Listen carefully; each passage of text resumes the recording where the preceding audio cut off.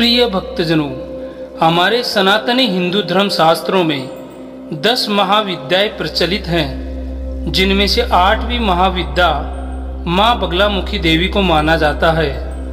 ऐसी मान्यता है कि जिस व्यक्ति को देवी बगलामुखी की कृपा होती है, उस व्यक्ति को जीवन में किसी भी प्रकार का दुख, कष्ट और पीड़ा नहीं होती, क्योंकि देवी माँ बगलामुखी अपने भक्तों के प्रति अत्यंत दयालु और कोमल हृदय वाली होती है, जो अपने भक्तों को सभी प्रकार के दुख कष्टों से सुरक्षा प्रदान करती है।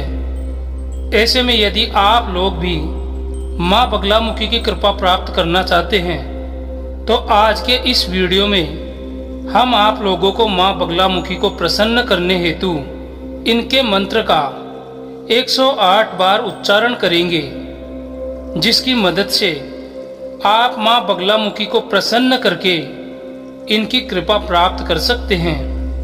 भक्तजनों, इस मंत्र के शुद्ध और भावपूर्ण उच्चारण से शत्रु को शांत किया जा सकता है, मुकदमा भी जीता जा सकता है, भूत प्रेत और जादू टोने जैसी बाधाओं से रक्षा होती है, मन के सारे डर खत्म हो जाते हैं, धन संबंधी समस्या दूर हो जाती है। भक्तजनों, इस मंत्र उच्चारण से कोई भी अपने व्यक्तित्व को प्रभावशाली बना सकता है। ऐसी तमाम संकट और बाधाओं से छुटकारा मिल जाता है, जो हमें हमारे जीवन में भुगतनी पड़ती है। तो आइए भक्तजनों, इस शत्रुनाशक माँ बगलामुखी मंत्र का श्रवण कर लेते हैं। परंतु उससे पहले अगर आपने हमारे वीडियो को लाइक और शेयर नहीं किया है, तो तुरंत लाइक और शेयर कर दीजिएगा।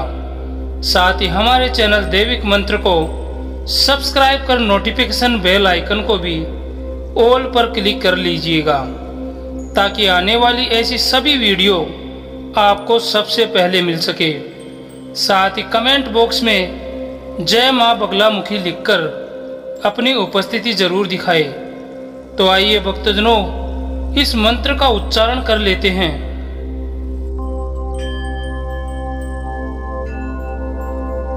ॐ ह्रीं बगलामुखी सर्वदुष्टानां वाचं मुखं पदं विस्तम्भय जिह्वां किलय बुद्धिं विनाशय। ह्रीं ॐ स्वाहा। ॐ ह्रीं बगलामुखी सर्वदुष्टानां वाचं मुखं पदं विस्तम्भय जिह्वां किलय बुद्धिं विनाशय। ह्रीं ॐ स्वाहा। ॐ ह्रीं बगलामुखी सर्वदुष्टानां वाचं मुखं पदं विस्तम्भय जिह्वां किलय बुद्धिं विनाशय। ह्रीं ॐ स्वाहा। ॐ ह्रीं बगलामुखी सर्वदुष्टानां वाचं मुखं पदं विस्तम्भय जिह्वां किलय बुद्धिं विनाशय। ह्रीं ॐ स्वाहा। ॐ ह्रीं बगलामुखी सर्वदुष्टानां वाचं मुखं पदं विस्तम्भय जिह्वां किलय बुद्धिं विनाशय। ह्रीं ॐ स्वाहा। ॐ ह्रीं बगलामुखी सर्वदुष्टानां वाचं मुखं पदं विस्तम्भय जिह्वां किलय बुद्धिं विनाशय। ह्रीं ॐ स्वाहा। ॐ ह्रीं बगलामुखी सर्वदुष्टानां वाचं मुखं पदं विस्तम्भय जिह्वां किलय बुद्धिं विनाशय। ह्रीं ॐ स्वाहा।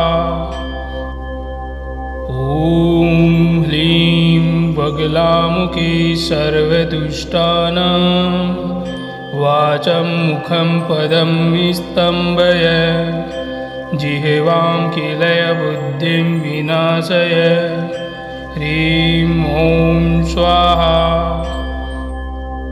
ॐ ह्लीं बगलामुखी सर्वदुष्टानां वाचं मुखं पदं विस्तम्भय जिह्वां किलय बुद्धिं विनाशय ह्रीं ॐ स्वाहा। ॐ ह्लीं बगलामुखी सर्वदुष्टानां वाचं मुखं पदं विस्तम्भय जिह्वां किलय बुद्धिं विनाशय ह्रीं ॐ स्वाहा। ॐ ह्लीं बगलामुखी सर्वदुष्टानां वाचं मुखं पदं विस्तम्भय जिह्वां किलय बुद्धिं विनाशय ह्रीं ॐ स्वाहा। ॐ ह्लीं बगलामुखी सर्वदुष्टानां वाचं मुखं पदं विस्तम्भय जिह्वां किलय बुद्धिं विनाशय ह्रीं ॐ स्वाहा। ॐ ह्लीं बगलामुखी सर्वदुष्टानां वाचं मुखं पदं विस्तम्भय जिह्वां किलय बुद्धिं विनाशय ह्रीं ॐ स्वाहा। ॐ ह्लीं बगलामुखी सर्वदुष्टानां वाचं मुखं पदं विस्तम्भय जिह्वां किलय बुद्धिं विनाशय ह्रीं ॐ स्वाहा। ॐ ह्लीं बगलामुखी सर्वदुष्टानां वाचं मुखं पदं विस्तम्भय जिह्वां किलय बुद्धिं विनाशय ह्रीं ॐ स्वाहा। ॐ ह्लीं बगलामुखी सर्वदुष्टानां वाचं मुखं पदं विस्तम्भय जिह्वां किलय बुद्धिं विनाशय ह्रीं ॐ स्वाहा। ॐ ह्लीं बगलामुखी सर्वदुष्टानां वाचं मुखं पदं विस्तम्भय जिह्वां किलय बुद्धिं विनाशय ह्रीं ॐ स्वाहा। ॐ ह्लीं बगलामुखी सर्वदुष्टानां वाचं मुखं पदं विस्तम्भय जिह्वां किलय बुद्धिं विनाशय ह्रीं ॐ स्वाहा। ॐ ह्लीं बगलामुखी सर्वदुष्टानां वाचं मुखं पदं विस्तम्भय जिह्वां किलय बुद्धिं विनाशय ह्रीं ॐ स्वाहा। ॐ ह्लीं बगलामुखी सर्वदुष्टानां वाचं मुखं पदं विस्तम्भय जिह्वां किलय बुद्धिं विनाशय ह्रीं ॐ स्वाहा। ॐ ह्लीं बगलामुखी सर्वदुष्टानां वाचं मुखं पदं विस्तम्भय जिह्वां किलय बुद्धिं विनाशय ह्रीं ॐ स्वाहा। ॐ ह्लीं बगलामुखी सर्वदुष्टानां वाचं मुखं पदं विस्तम्भय जिह्वां किलय बुद्धिं विनाशय ह्रीं ॐ स्वाहा। ॐ ह्रीं बगलामुखी सर्वदुष्टानां वाचं मुखं पदं विस्तम्भय जिह्वां किलय बुद्धिं विनाशय ह्रीं ॐ स्वाहा। ॐ ह्रीं बगलामुखी सर्वदुष्टानां वाचं मुखं पदं विस्तम्भय जिह्वां किलय बुद्धिं विनाशय ह्रीं ॐ स्वाहा। ॐ ह्रीं बगलामुखी सर्वदुष्टानां वाचं मुखं पदं विस्तम्भय जिह्वां किलय बुद्धिं विनाशय ह्रीं ॐ स्वाहा। ॐ ह्रीं बगलामुखी सर्वदुष्टानां वाचं मुखं पदं विस्तम्भय जिह्वां किलय बुद्धिं विनाशय ह्रीं ॐ स्वाहा। ॐ ह्रीं बगलामुखी सर्वदुष्टानां वाचं मुखं पदं विस्तम्भय जिह्वां किलय बुद्धिं विनाशय ह्रीं ॐ स्वाहा। ॐ ह्रीं बगलामुखी सर्वदुष्टानां वाचं मुखं पदं विस्तम्भय जिह्वां किलय बुद्धिं विनाशय ह्रीं ॐ स्वाहा। ॐ ह्रीं बगलामुखी सर्वदुष्टानां वाचं मुखं पदं विस्तम्भय जिह्वां किलय बुद्धिं विनाशय ह्रीं ॐ स्वाहा। ॐ ह्रीं बगलामुखी सर्वदुष्टानां वाचं मुखं पदं विस्तम्भय जिह्वां किलय बुद्धिं विनाशय ह्रीं ॐ स्वाहा। ॐ ह्रीं बगलामुखी सर्वदुष्टानां वाचं मुखं पदं विस्तम्भय जिह्वां किलय बुद्धिं विनाशय ह्रीं ॐ स्वाहा। ॐ ह्रीं बगलामुखी सर्वदुष्टानां वाचं मुखं पदं विस्तम्भय जिह्वां किलय बुद्धिं विनाशय ह्रीं ॐ स्वाहा। ॐ ह्रीं बगलामुखी सर्वदुष्टानां वाचं मुखं पदं विस्तम्भय जिह्वां किलय बुद्धिं विनाशय ह्रीं ॐ स्वाहा। ॐ ह्रीं बगलामुखी सर्वदुष्टानां वाचं मुखं पदं विस्तम्भय जिह्वां किलय बुद्धिं विनाशय ह्रीं ॐ स्वाहा।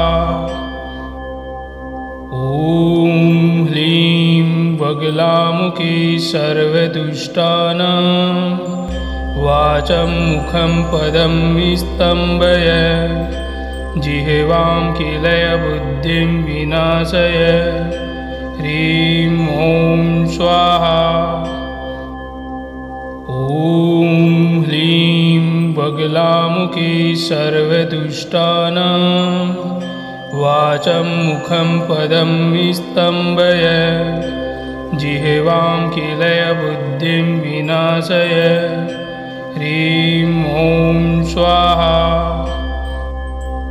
ॐ ह्लीं बगलामुखी सर्वदुष्टानां वाचं मुखं पदं विस्तम्भय जिह्वां किलयबुद्धिं विनाशय ह्रीं ॐ स्वाहा। ॐ ह्लीं बगलामुखी सर्वदुष्टानां वाचं मुखं पदं विस्तम्भय जिह्वां किलयबुद्धिं विनाशय ह्रीं ॐ स्वाहा। ॐ ह्लीं बगलामुखी सर्वदुष्टानां वाचं मुखं पदं विस्तम्भय जिह्वां किलयबुद्धिं विनाशय ह्रीं ॐ स्वाहा। ॐ ह्लीं बगलामुखी सर्वदुष्टानां वाचं मुखं पदं विस्तम्भय जिह्वां किलयबुद्धिं विनाशय ह्रीं ॐ स्वाहा। ॐ ह्लीं बगलामुखी सर्वदुष्टानां वाचं मुखं पदं विस्तम्भय जिह्वां किलयबुद्धिं विनाशय ह्रीं ॐ स्वाहा। ॐ ह्लीं बगलामुखी सर्वदुष्टानां वाचं मुखं पदं विस्तम्भय जिह्वां किलयबुद्धिं विनाशय ह्रीं ॐ स्वाहा। ॐ ह्लीं बगलामुखी सर्वदुष्टानां वाचं मुखं पदं विस्तम्भय जिह्वां किलयबुद्धिं विनाशय ह्रीं ॐ स्वाहा। ॐ ह्लीं बगलामुखी सर्वदुष्टानां वाचं मुखं पदं विस्तम्भय जिह्वां किलयबुद्धिं विनाशय ह्रीं ॐ स्वाहा। ॐ ह्लीं बगलामुखी सर्वदुष्टानां वाचं मुखं पदं विस्तम्भय जिह्वां किलयबुद्धिं विनाशय ह्रीं ॐ स्वाहा। ॐ ह्लीं बगलामुखी सर्वदुष्टानां वाचं मुखं पदं विस्तम्भय जिह्वां किलयबुद्धिं विनाशय ह्रीं ॐ स्वाहा। ॐ ह्लीं बगलामुखी सर्वदुष्टानां वाचं मुखं पदं विस्तम्भय जिह्वां किलयबुद्धिं विनाशय ह्रीं ॐ स्वाहा।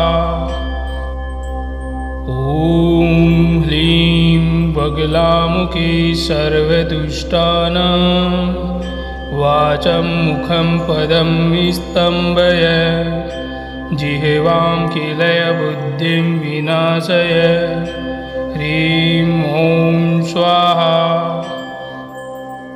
ॐ ह्लीं बगलामुखी सर्वदुष्टानां वाचं मुखं पदं विस्तम्भय जिह्वां किलयबुद्धिं विनाशय ह्रीं ॐ स्वाहा। ॐ ह्लीं बगलामुखी सर्वदुष्टानां वाचं मुखं पदं विस्तम्भय जिह्वां किलयबुद्धिं विनाशय ह्रीं ॐ स्वाहा। ॐ ह्रीं बगलामुखी सर्वदुष्टानां वाचं मुखं पदं विस्तम्भय जिह्वां किलय बुद्धिं विनाशय। ह्रीं ॐ स्वाहा। ॐ ह्रीं बगलामुखी सर्वदुष्टानां वाचं मुखं पदं विस्तम्भय जिह्वां किलय बुद्धिं विनाशय। ह्रीं ॐ स्वाहा।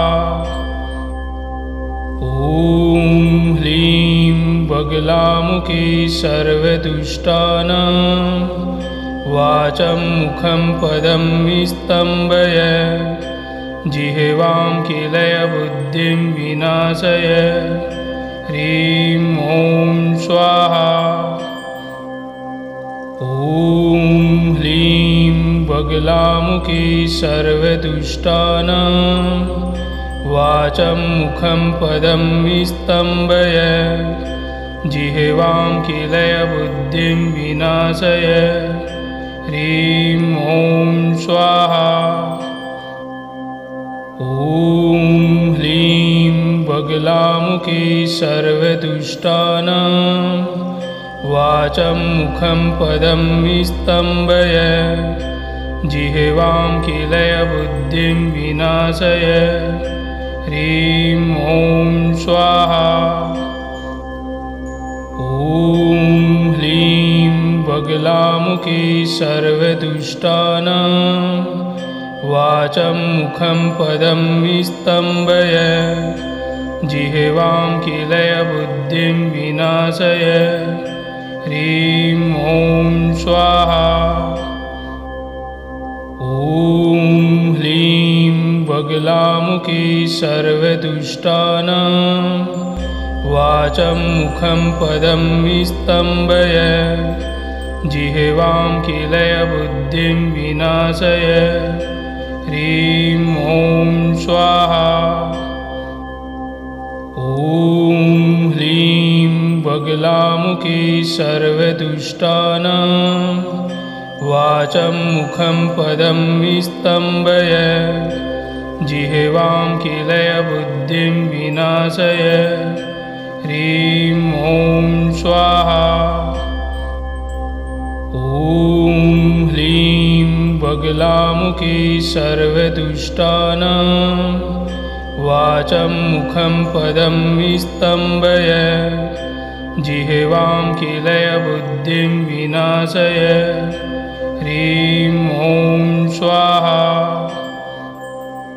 ॐ ह्रीं बगलामुखी सर्वदुष्टानां वाचं मुखं पदं विस्तम्भय जिह्वां किलय बुद्धिं विनाशय।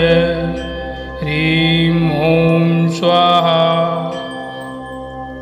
ॐ ह्रीं बगलामुखी सर्वदुष्टानां वाचं मुखं पदं विस्तम्भय जिह्वां किलय बुद्धिं विनाशय। ह्रीं ॐ स्वाहा।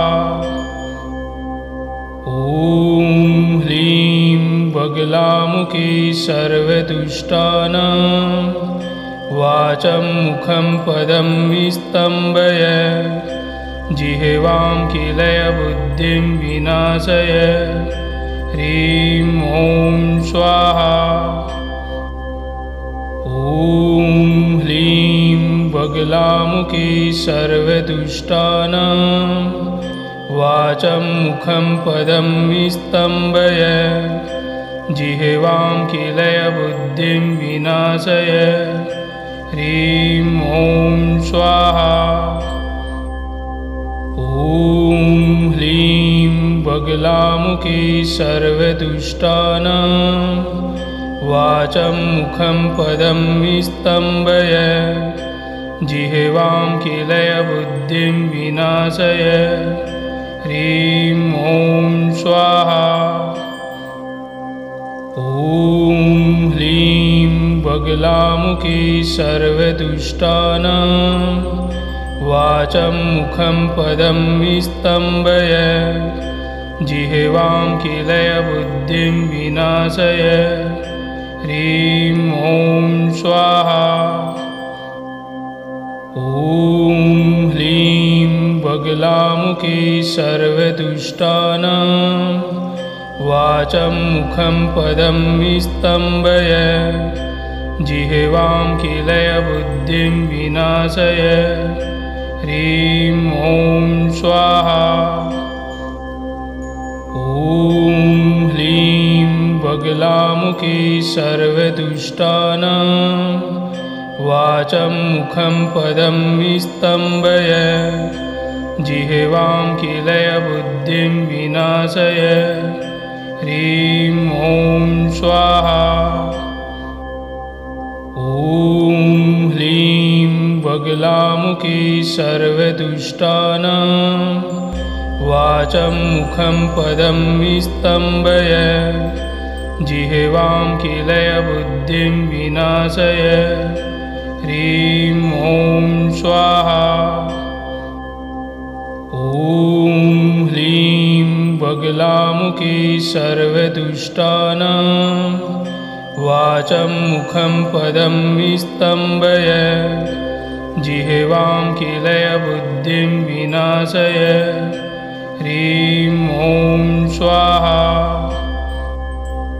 ॐ ह्रीं बगलामुखी सर्वदुष्टानां वाचं मुखं पदं विस्तम्भय जिह्वां किलय बुद्धिं विनाशय ह्रीं ॐ स्वाहा।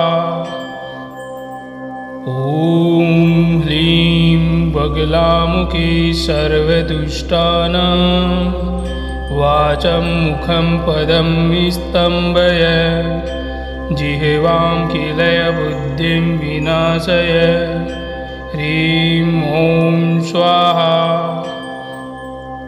ॐ ह्रीं बगलामुखी सर्वदुष्टानां वाचं मुखं पदं विस्तम्भय जिह्वां किलय बुद्धिं विनाशय ह्रीं ॐ स्वाहा। ॐ ह्रीं बगलामुखी सर्वदुष्टानां वाचं मुखं पदं विस्तम्भय जिह्वां किलय बुद्धिं विनाशय ह्रीं ॐ स्वाहा। ॐ ह्रीं बगलामुखी सर्वदुष्टानां वाचं मुखं पदं विस्तम्भय जिह्वां किलय बुद्धिं विनाशय ह्रीं ॐ स्वाहा। ॐ ह्रीं बगलामुखी सर्वदुष्टानां वाचं मुखं पदं विस्तम्भय जिह्वां किलय बुद्धिं विनाशय ह्रीं ॐ स्वाहा। ॐ ह्रीं बगलामुखी सर्वदुष्टानां वाचं मुखं पदं विस्तम्भय जिह्वां किलय बुद्धिं विनाशय ह्रीं ॐ स्वाहा। ॐ ह्रीं बगलामुखी सर्वदुष्टानां वाचं मुखं पदं विस्तम्भय जिह्वां किलय बुद्धिं विनाशय ह्रीं ॐ स्वाहा। ॐ ह्रीं बगलामुखी सर्वदुष्टानां वाचं मुखं पदं विस्तम्भय जिह्वां किलय बुद्धिं विनाशय ह्रीं ॐ स्वाहा।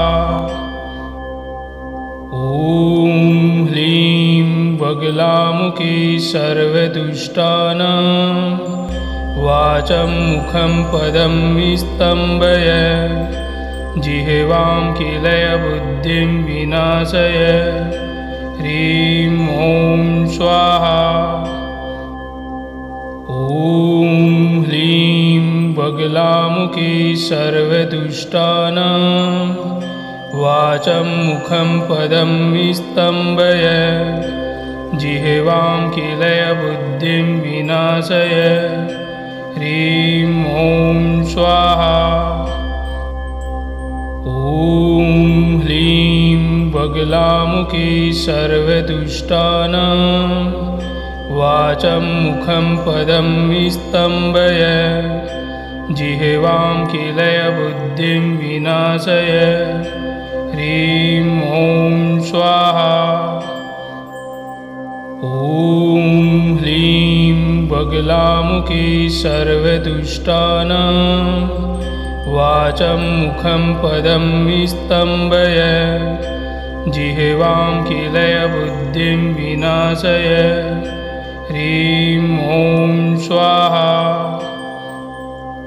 ॐ ह्रीं बगलामुखी सर्वदुष्टानां वाचं मुखं पदं विस्तम्भय जिह्वां कीलय बुद्धिं विनाशय ह्रीं ॐ स्वाहा।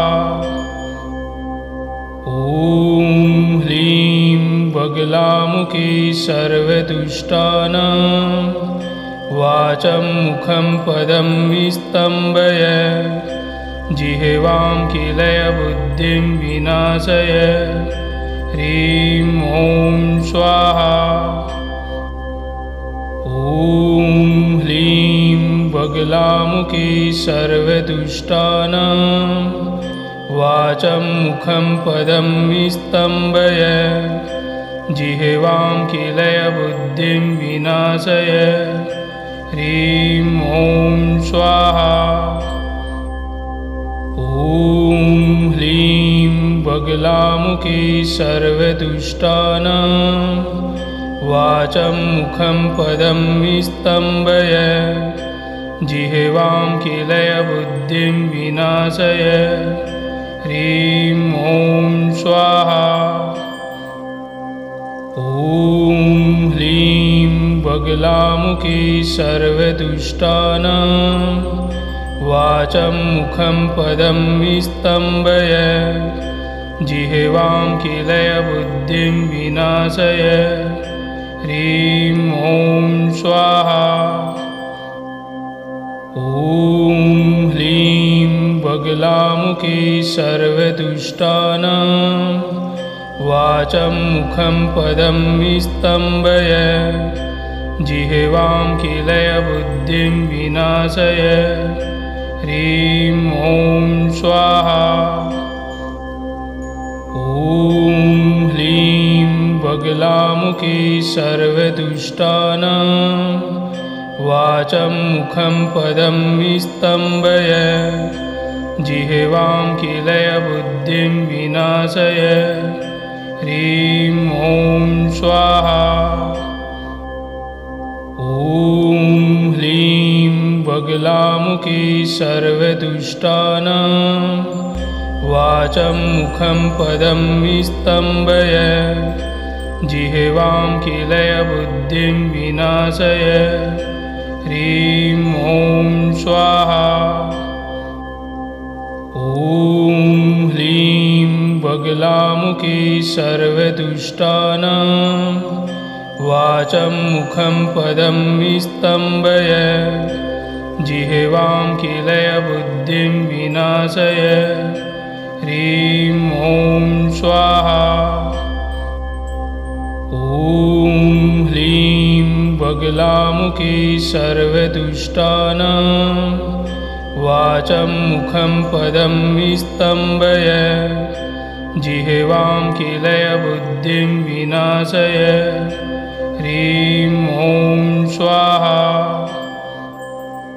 ॐ ह्रीं बगलामुखी सर्वदुष्टानां वाचं मुखं पदं विस्तम्भय जिह्वां किलयबुद्धिं विनाशय। ह्रीं ॐ स्वाहा। ॐ ह्रीं बगलामुखी सर्वदुष्टानां वाचं मुखं पदं विस्तम्भय। जिह्वां किलयबुद्धिं विनाशय। ह्रीं ॐ स्वाहा। ॐ ह्रीं बगलामुखी सर्वदुष्टानां वाचं मुखं पदं विस्तम्भय। जिह्वां किलयबुद्धिं विनाशय। ह्रीं ॐ स्वाहा। ॐ ह्रीं बगलामुखी सर्वदुष्टानां वाचं मुखं पदं विस्तम्भय। जिह्वां किलयबुद्धिं विनाशय।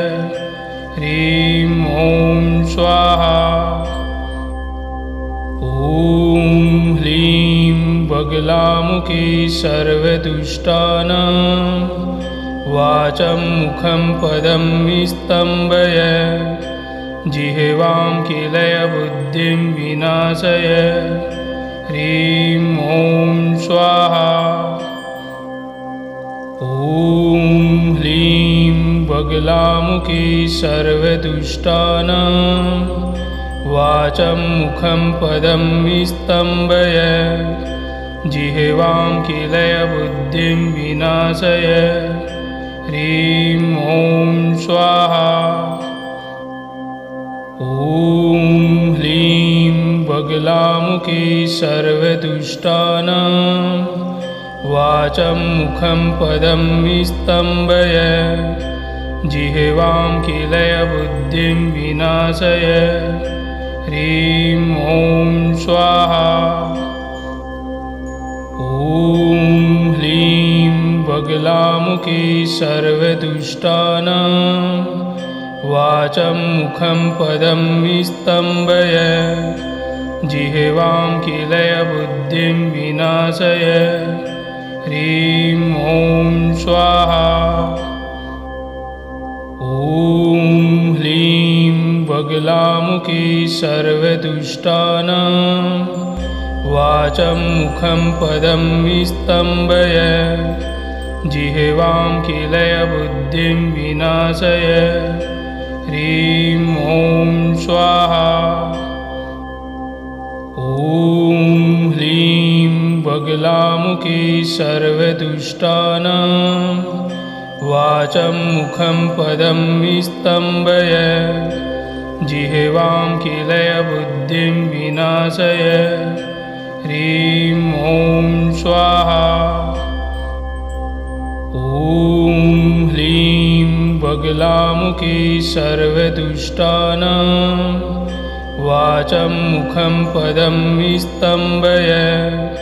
जिह्वां किलयबुद्धिं विनाशय। ह्रीं ॐ स्वाहा। ॐ ह्रीं बगलामुखी सर्वदुष्टानां वाचं मुखं पदं विस्तम्भय। जिह्वां किलयबुद्धिं विनाशय।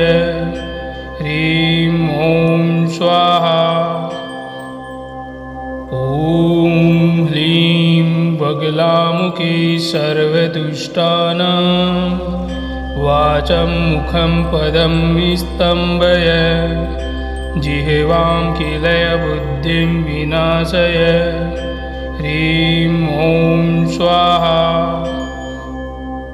ॐ ह्रीं बगलामुखी सर्वदुष्टानां वाचं मुखं पदं विस्तम्भय।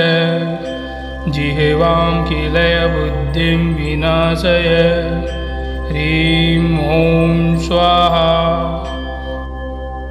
ॐ ह्रीं बगलामुखी सर्वदुष्टानां वाचं मुखं पदं विस्तम्भय। जिह्वां किलयबुद्धिं विनाशय। ह्रीं ॐ स्वाहा।